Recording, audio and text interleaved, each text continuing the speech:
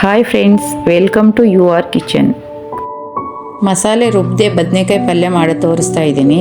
ಬೇಕಾಗಿರುವ ಸಾಮಗ್ರಿಗಳು: ಬದನೆಕಾಯಿ, ಟೊಮಾಟೊ, ಹಸಿಮೆಣಸಿನ್ಕಾಯಿ, ಈರುಳ್ಳಿ, ಸಾಂಬಾರು ಸೊಪ್ಪು, ಬೆಳ್ಳುಳ್ಳಿ, ಕರಿಬೇವು. ಒಗ್ಗರಣೆ ಹಾಕ್ತಾ ಇದ್ದೀನಿ ನಾನು. ಒಗ್ಗರಣೆಗೆ 1-2 ಸ್ಪೂನ್ ಎಣ್ಣೆನ ಹಾಕಿದೆ.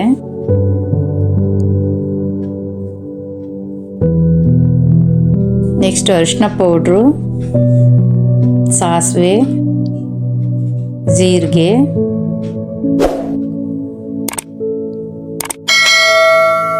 ಸ್ವಲ್ಪ ಕರಿಬೇವು, ಹಸಿಮೆಣಸಿನ್ಕಾಯಿ ಹಾಕಿದೆ ಈಗ ನಾನು. ನೆಕ್ಸ್ಟ್ ಈರುಳ್ಳಿ,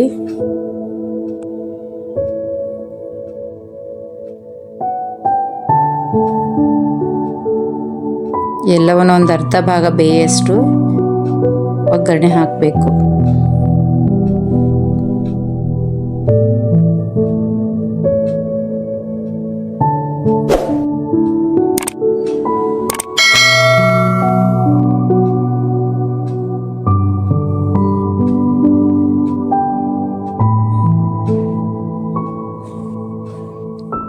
ನೆಕ್ಸ್ಟ್ ಬೆಳ್ಳುಳ್ಳಿ ಹಾಕಿದೆ. ಜಜ್ಜಿರೋ ಬೆಳ್ಳುಳ್ಳಿನ ಹಾಕಬೇಕು. ನೆಕ್ಸ್ಟು ಟೊಮಾಟೋನ ಹಾಕಿ ನಾನೀಗ ಮಿಕ್ಸ್ ಮಾಡ್ತಾ ಇದ್ದೀನಿ.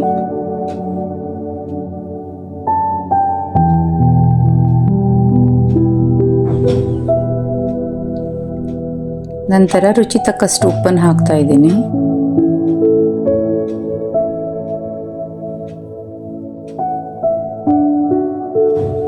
ಉಪ್ಪನ್ನು ಹಾಕಿದ ಮೇಲೆ ಫುಲ್ ಮಿಕ್ಸ್ ಆಗೋ ಹಾಗೆ ನೀಟಾಗಿ ಮಿಕ್ಸ್ ಮಾಡಬೇಕು.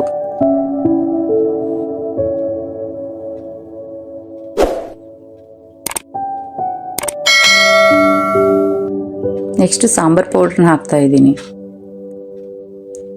Veg sambar powder, non veg sambar powder ಅಂತ 2 ಹಾಕ್ತಾ ಇದ್ದೀನಿ ನಾನು.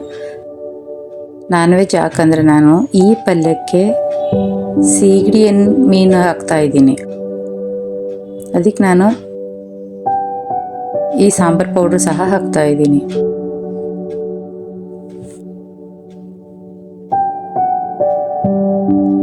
ನೀಟಾಗಿ ಮಿಕ್ಸ್ ಆಗೋಗೆ ಇದು ಸಹ ಮಿಕ್ಸ್ ಮಾಡಿ.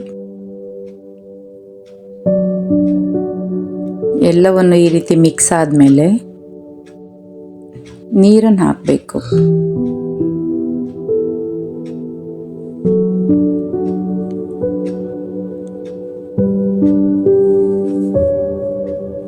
ನಾನಿಲ್ಲಿ 1.5 ಅಷ್ಟು ನೀರು ಹಾಕ್ತಾ ಇದ್ದೀನಿ, 1.5 ಚಮಚ.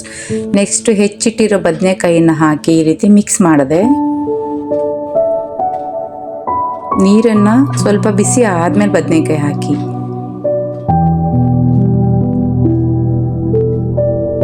ನೆಕ್ಸ್ಟ್ ಸಾಂಬಾರು ಸೊಪ್ಪು ಹಾಕ್ತಾ ಇದ್ದೀನಿ.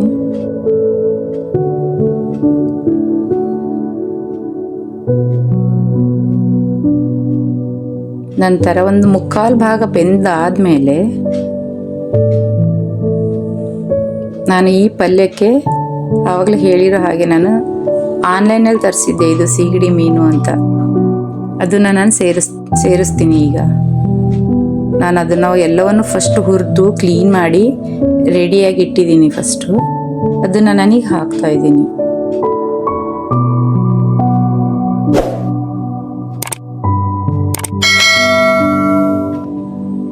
ನಿಮಗೆ ಎಷ್ಟು ಬೇಕೋ ಅಷ್ಟನ್ನು ನೀವು ಹಾಕಿ. ನಾನು 1-2 ಸ್ಪೂನ್ ಅಷ್ಟು ಹಾಕಿದ್ದೀನಿ.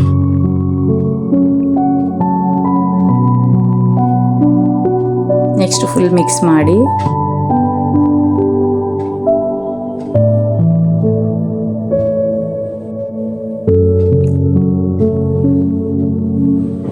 ಉರಿಯನ್ನು ಸ್ಲಿಮ್ಮಾಗಿ ಮಾಡಿ ನೆಕ್ಸ್ಟ್ ಅದ್ರ ಮೇಲೆ ಪ್ಲೇಟನ್ನು ಮುಚ್ಚಿ.